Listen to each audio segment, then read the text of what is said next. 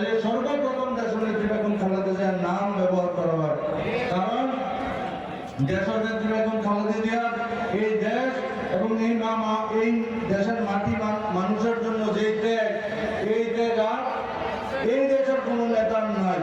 কারণ স্বাধীনতার পরবর্তী সময় থেকে এখন পর্যন্ত দেশনেত্রী বেগম খালেদা জিয়ার যে ত্যাগ এবং আগামী 50 বছর আগামী এক হাজারের ক্ষেত্রে আমাদের কোনো উপায় ছিল না। তখন আমরা আপনার সাথে জাতীয় পার্টিতে গিয়েছি। কেন চন্দ্রনাথ রাজনীতি মন্ত্রী বানিয়েছিলাম, সে অল্প দিনের মাথায় দুর্নীতি করে আমার সরকারকে বিশ্বের দরবারে অপমানিত করেছে।